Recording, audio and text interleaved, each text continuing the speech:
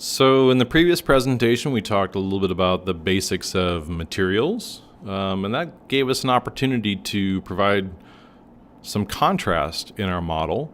Now, a couple of other things that are really going to help improve our model drastically.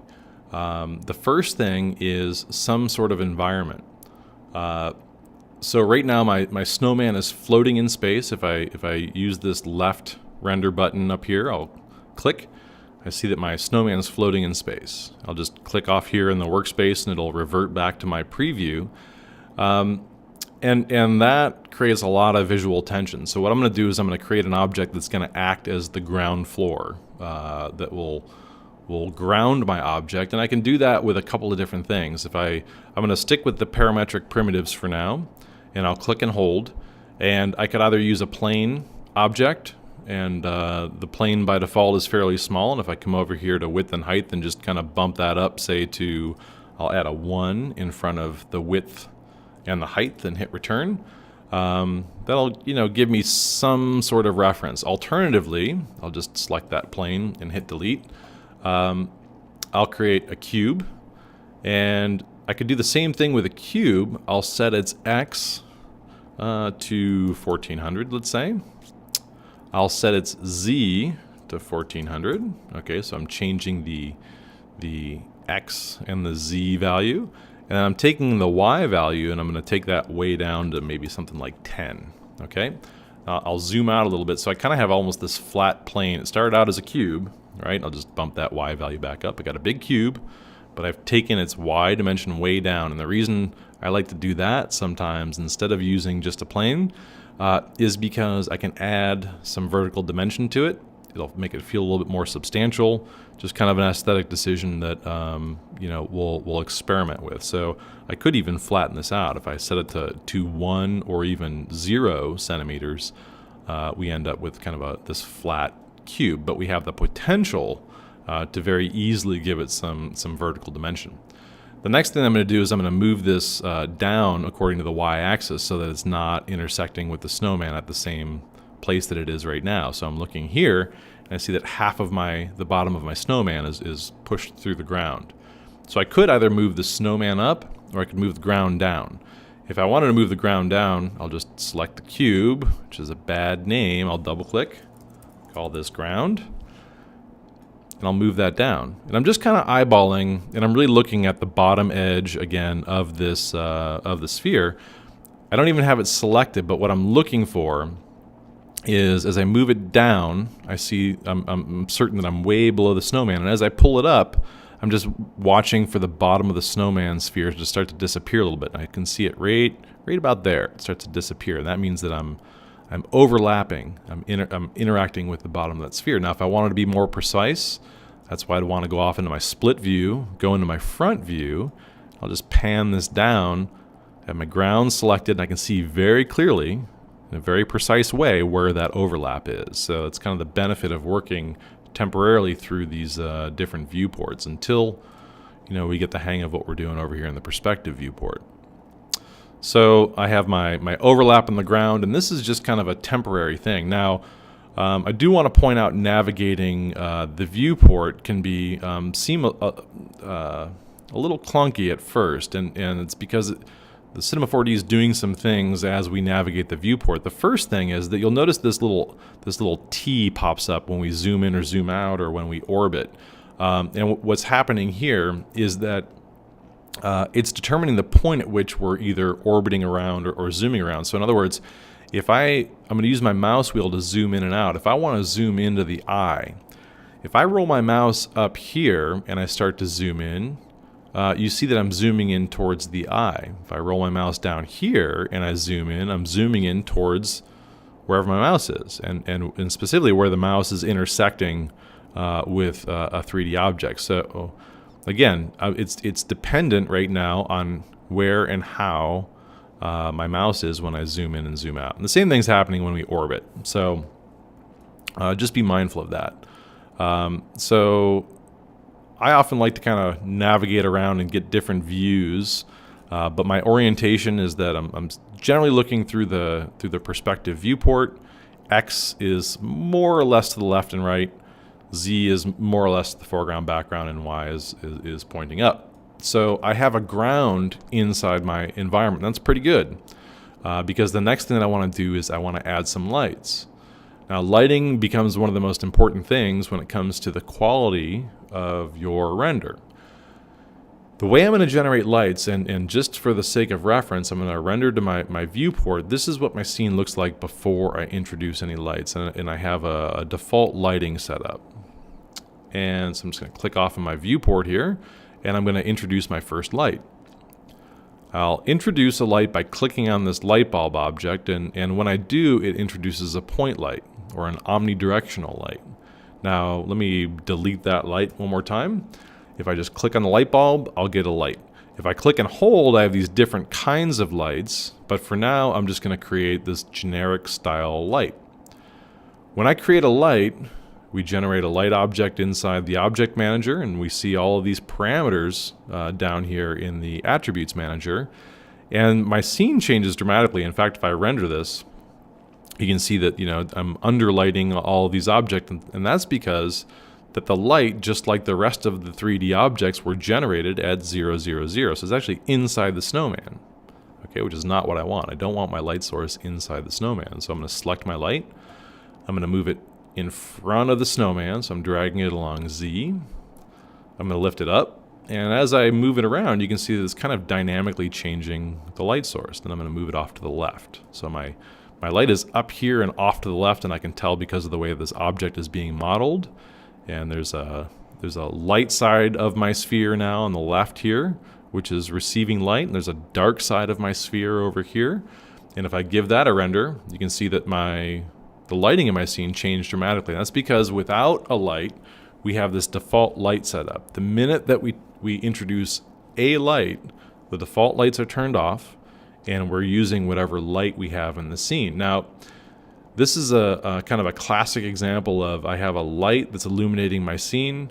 I have a single light source, and so when I render, I actually don't see the backside of these spheres. In fact, against this black backdrop, kind of disappears. And from a modeling standpoint, that seems like it's a very, volumetric kind of thing right now, because we have this highlight over here and it kind of drifts off to the right. But we actually don't even see any information over here. And because of that, what we want to do is we want to introduce a second light, and we'll do that in just a moment. And we want to explore this concept of a simple 3-point light setup. The idea of a 3-point light setup is that we have one light, which is our key light, which is the most dominant light inside the scene. This is the scene that's going to cast shadows inside the environment. And then we want to complement it with a fill light, okay? So the first light that I've introduced, I'm going to call this my key light. I'm going to name it so. I'll call that key light. And we'll change a few things here in just a moment. But the next light that I'm going to create another light, and I'm going to offset that to a different side. So the goal of this light is to kind of backfill the light and illuminate the side that is not receiving any light. But we don't want it to have the same intensity as the key light. So I'm going to just kind of move this off to the side. I'll lift it up as well. And with that fill light selected, I'm going to go find, in the attributes manager, I'm going to find the intensity value of this light. And I'm just going to slide that way down. So I'll take it down to like 20 or 30%. I'll leave it at 30% for now. And I'll give that a quick preview render. And now you can see, we can see the entire, we can see the backside now of those spheres that were getting lost in shadow with this fill light. But it's still not a very sophisticated lighting setup, and that's okay. But that's kind of the core concept. So let me review that again. Just zoom in here a little bit more so we can see this in greater detail. And I'm going to select both of those objects and hit delete. So this is with the default lighting setup. It's just this kind of blasted out light. There's no modeling going on, no shadows. And I'll introduce the first light. That first light I'm going to move to the in front of the snowman. Now remember, the front of the snowman is in the opposite direction that the Z arrow is pointing. So this is the front of the snowman. I'll lift it up and kind of off to the side, and we'll have to make some decisions about where the appropriate placement is, but that's about where I want it for the sake of this demo. I'm going to rename this the key light, It's the dominant light inside the scene. I'm going to do a few more things, a few more changes. The first thing I'm going to do is I'm going to take the intensity down a little bit. It's pretty intense, so I'll take it down to like maybe 85 or 90. And this isn't a final decision, it's just to kind of tone it down a little bit. In these general options, and I say general options because I have this key light selected, and all of these tabs represent different qualities that we can control. Right now we're looking at the general tab of the light, and that's where we find the intensity, the color of the light, and so on. You'll notice that just beneath the color is intensity, where we control the intensity, and just beneath the intensity we have the light type. We're going to leave it set to omni for now, and what omni is just an omnidirectional light. It's like a light bulb inside of our scene. It casts light in all directions. And underneath the light type we have shadow, and you'll notice that currently shadow, it says none. And if I hit the render preview, we have a dark side of an object, but that's just the illumination of the light casting against the 3D geometry. We're not casting any shadows. So our snowman is kind of floating, it seems, over top of this ground plane, and it's not casting any shadows. But the moment that we go into the shadow pull-down menu, we can tell this light to cast a couple of different kinds of shadows, and I'm going to choose the shadow maps soft. And now when I render preview, you'll see that light is now casting the shadow for the snowman. And this is going to do a lot to kind of ground it. And already this scene starts to look dramatically different because we have more context. Okay, so I'll just click off of my workspace. I'm going to select the light. I'm going to lift that light up, and when I do, it'll shorten the shadow. I'll give that a render, and you can see now that we're starting to see more of the shadow. I'll select that light again. I'll zoom out just a little bit, and I'll lift that light up again and give it another render, and you can see now that whole shadow is being captured by the ground plane. Now, we want to start to think in terms of our shadow as being a very valuable part of our composition. It's something that we want to take into consideration. Because I'm lighting from the front of my snowman, it's casting that shadow towards the back. But I want to think of that as a very specific design element, because that's the kind of thing that's going to describe maybe the time of day and what kind of lighting and mood we want to set for our scene. I'll give that one more render. Okay, so that's one light that I have inside my scene. It's the key light. It's pretty intense. I left it set to its default type of Omni light, and the shadows I chose shadow map soft. Now I'm going to introduce one more light, and this will be my fill light because I want to get some more information back here on the right side of my snowman. So I'll click, I have a new light. Before I even move it, I'm going to call this fill light, and I'm going to move it off to the right side towards the foreground a little bit, and I'll lift this up. So I want to kind of get it up and away, and it's way too intense. I mean, I don't want to leave this light at the same intensity level. In fact, because it's a fill light, I want it really, really subtle. So I'll take it way down, its intensity way down, and I'll give that a real quick render. So now I can see the side, I can see that information that I was losing before, but it's casting some illumination back into my snowman. Now, I have a key light and a fill light, and that's the basic strategy that I want to go about with lighting a scene, but we want to think of it in terms of even a little bit more complex than that, but that's kind of where we want to start off with our lighting strategy. There's always a fill light, always a key light, and then we'll throw a couple of additional variables into the equation. The one last thing that I want to mention before we wrap up this presentation is that you'll notice that I just have one shadow source on. By default, when we introduce a new light, its shadow is always set to none. And that's generally, we want to keep whatever the key light is, or the dominant light source, that's the thing that we want to use for shadows. Now, in the case of the fill light, if I had turned on, if I had turned on shadows and I said shadow map soft, and I rendered to the viewport, in this case, because the light is not very intense, it's not really casting a shadow. It is a little bit, but not really. We're using up precious system resources, so my processor needs to calculate that light.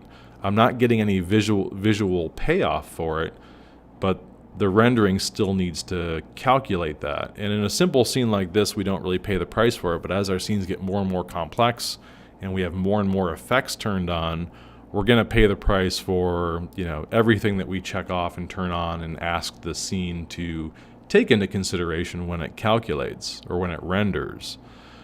So in this case, for a number of reasons, you know, we don't want to turn on shadows for the fill light. And if I just crank this up to demonstrate this point, from a design standpoint, unless I have a really compelling reason, as I crank up the intensity, that shadow will get more intense. We don't want this cross-shadowing happening either. So from a design standpoint, we don't want it. From a system resource point, we don't want it. So unless we have a really compelling reason where we have an environment where we want to suggest multiple light sources, multiple intense light sources, we don't want this kind of cross-shadowing going on. So that's the basics of lighting. We'll continue to push that forward a little bit further in our next presentation, where we continue to refine our snowman, but we'll do that in the next presentation.